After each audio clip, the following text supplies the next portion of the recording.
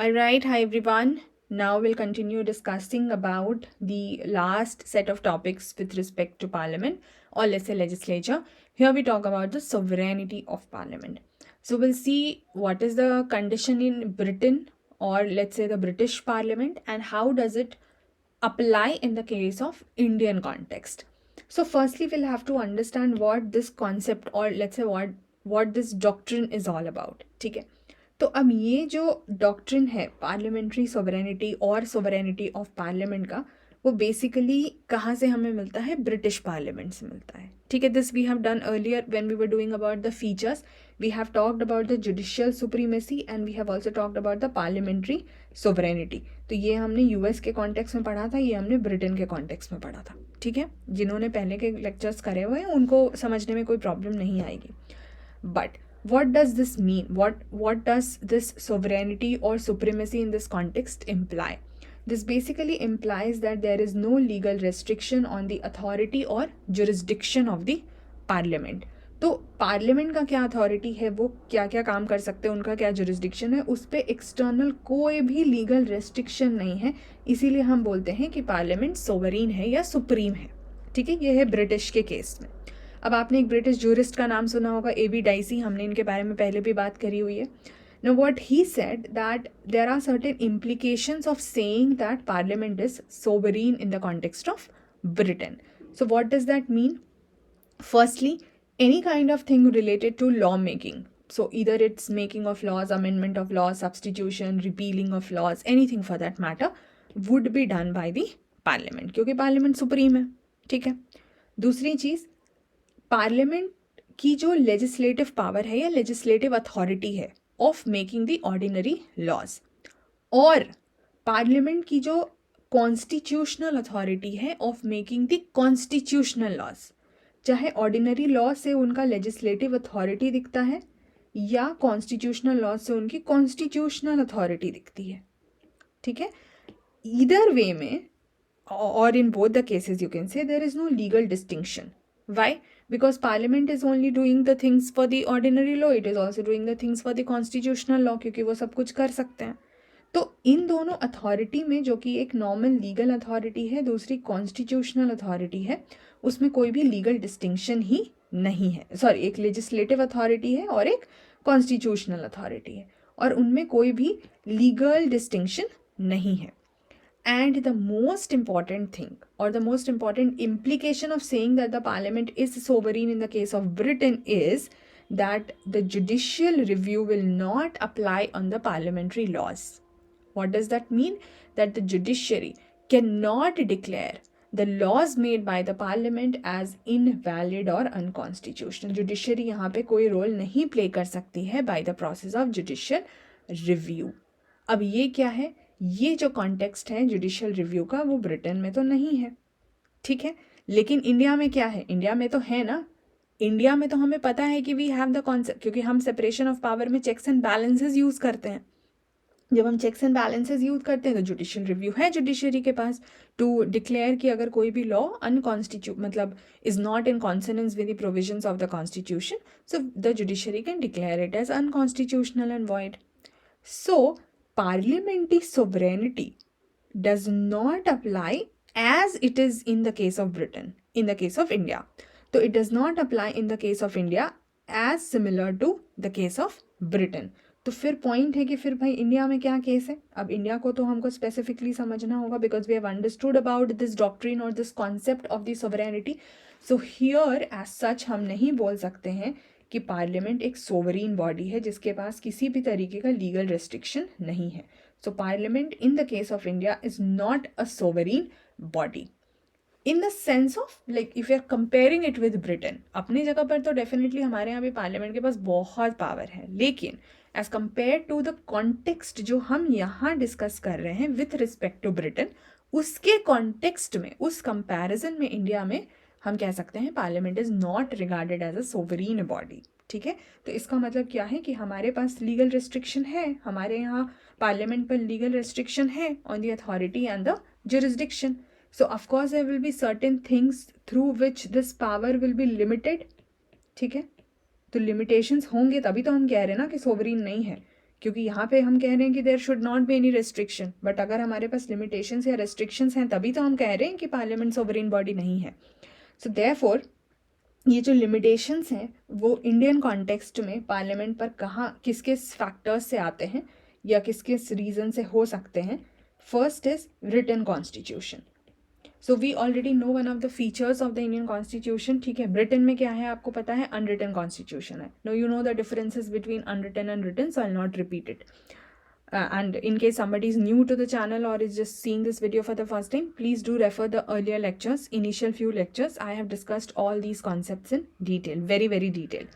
So now when we talk about our constitution, the Indian constitution, we know that it is written in nature. And because it is written in nature, what is the implication? That for all the organs, चाहे वो judiciary हो, legislature हो, executive हो, हमारे पास written powers and functions हैं. We have very clear cut. इसीलिए तो हम इतने लंबे कॉन्स्टिट्यूशन, लेंथीएस्ट रिटन कॉन्स्टिट्यूशन क्यों बोलते हैं. We have everything given in detail in our constitution and I show you article by article, word by word, so you know you have done that in detail, right. उस context में क्या हो जाता है, हम समझते हैं कि जो भी अथॉरिटी है, जुरिस्डिक्शन है इन तीनों ऑर्गन्स की, चाहे और यूनियन लेवल पर हो, स्टेट लेवल पर हो, जो भी हो, हमारे पास सब कुछ वेरी क्लियरली डिफाइंड है. Now, because the constitution has very clearly defined the jurisdiction and authority, so definitely the parliament will have to work according to whatever is given in the constitution or operate within the limits of this constitution.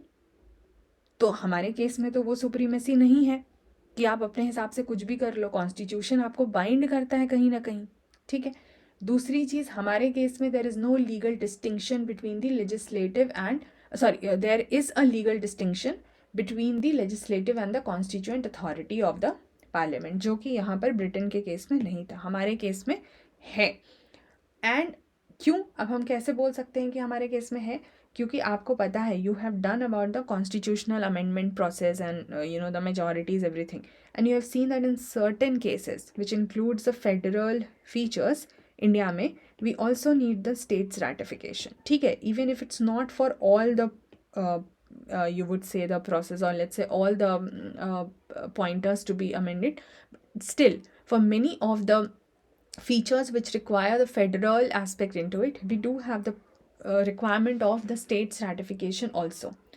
अब Britain में क्या है कि Britain में एक तो written constitution भी नहीं है, वहाँ पर ऐसा कोई कॉन्स्टिट्यूशन है लेकिन उसका वो फंडामेंटल उसको नहीं मानते हैं, fundamental law of the land नहीं मानते हैं जैसा इंडिया में मानते हैं.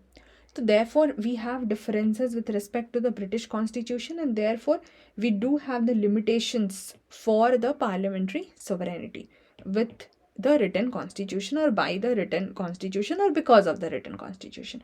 अच्छा, ये तो एक हो गया. दूसरा फैक्टर क्या होता है, because we have the federal system. अब हमें जो फेडरल सिस्टम है तो हमारे में क्या है, वी ऑल, ठीक है हम क्वाजी फेडरल हैं, बट ओवरऑल अगर हम बात करते हैं, so here what we have is the very clear cut division of powers between the union and the states, and that too given by the constitution itself. The constitution itself divides कि union के क्या क्या powers हैं, states के क्या क्या हैं और कैसे किसको क्या काम करना है. तो अपना अपना काम दिया हुआ है. तो पार्लियामेंट की जो लॉ मेकिंग अथॉरिटी है वो कहाँ कहाँ पर है वो हमें पता है. पार्लियामेंट के पास में, ये हमने पिछले लेक्चर में भी करा था, यूनियन लिस्ट जो है और कॉन्करेंट लिस्ट है वहाँ पर उनके पास पावर है. कॉन्करेंट में ओवरराइडिंग पावर है बेसिकली, और स्टेट्स का पावर है स्टेट लिस्ट के मैटर पे सब्जेक्ट बनाने के लिए. तो अब हमारे केस में क्या है कि we do have certain extraordinary situations where in even on the state list the parliament can make the laws, and will do that when we do the topic of centre state relations, so वो हम बाद में करेंगे. But हमारे पास states के पास power है to make the laws on the state list subjects. अब ब्रिटेन में कैसा सिस्टम है, अब ब्रिटेन में जो सिस्टम है वो है यूनिटरी सिस्टम. ठीक है, यूनिटरी मतलब क्या है, everything, all the powers are in the hands of the centre. तो स्टेट का कोई कॉन्सेप्ट ही नहीं है, जब स्टेट का कोई लॉजिक ही नहीं है, सेंटर मतलब यूनिटरी सिस्टम है, तो फिर ये वाला अप्लाई ही नहीं होता है वहाँ पे. सो हमारा फेडरल सिस्टम एक तरह से रेस्ट्रिक्शन या लिमिटेशन की तरह काम करता है with respect to the sovereignty of the parliament. And then one major pointer which I have already discussed with you here is the judicial review pointer. ठीक है, ये दोनों तो हमने लॉ मेकिंग के कॉन्टेक्स्ट में कर लिया रिटन कॉन्स्टिट्यूशन से. ठीक है, ये जुडिशियल रिव्यू वाला भी अभी हम समझ ही रहे हैं, because we have the judiciary, independent judiciary which has the power of the judicial review, and in case anything wrong is done by the parliament which is not in as I said consonance with the constitution provisions or which contravene the provisions of the constitution, those laws can be declared as unconstitutional and void by the judiciary. British के case में ये सारी चीज़ें नहीं हैं, ठीक है, हमने पहले ऑलरेडी देखा हुआ है कि उनको क्या करना पड़ता है कि ऐसा नहीं है कि वहाँ पे जुडिशरी ही नहीं है, कोर्ट ही नहीं है, ऐसा नहीं है, कोर्ट्स हैं. The point we are talking about is the power of judicial review and not the existence of judiciary or the existence of courts. So they do have the courts, but the British courts, what they have to do is कि जो भी वहाँ के laws होते हैं made by the parliament, उनको apply करना होगा in their different cases. They will not check if the law is their only work is to apply those laws in determining the cases and the results. They will not check if the laws are good enough or not, or the law is constitutional or not, the law is legal or not, the law is rational, reasonable, etc. or not. Law पर कोई question नहीं उठेगा, क्योंकि वो law किसने बनाया है Britain में? पार्लियामेंट ने, और पार्लियामेंट क्या है वहाँ पर? सोवरीन है, ठीक है. तो जुडिशरी सिर्फ अपने हिस्से का काम करेगी, इस लॉ पर कोई क्वेश्चन नहीं उठाएगी. बट हमारे केस में we have the judicial review and yes the questions can be raised on the law. चलिए, another thing which restricts is the fundamental rights. ये आपको पता ही है, फंडामेंटल राइट्स की पूरी फिलॉसफी या कॉन्सेप्ट ही इसीलिए है कि स्टेट के जो पावर हैं उस पर भी हम लिमिटेशंस लगा सकते हैं, ठीक है. तो ये हमें पता है.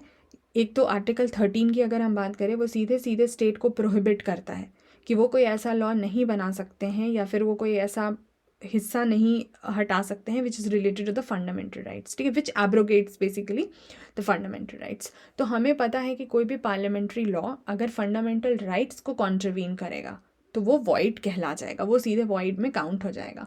अब ब्रिटेन में ऐसा क्या है, वहाँ पर इस तरीके से कोई भी जस्टिसिएबल राइट्स का लिस्ट ही नहीं है. आप समझिए डिफरेंस.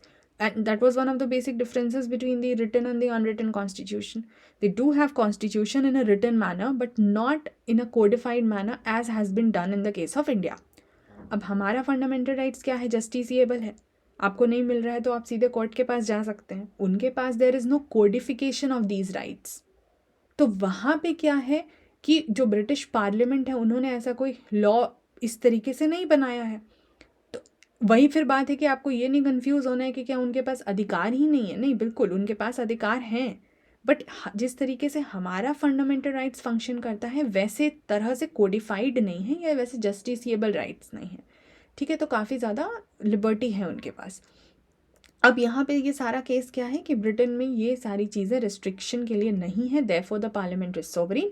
इंडिया में हमारे पास रिस्ट्रिक्शंस हैं, देयरफॉर हम नहीं बोल सकते हैं that the parliament is sovereign. So will have to say that even though the parliament has got good enough powers, but yes we do have certain limitations in the form of written constitution or federal system or judicial review or the fundamental rights.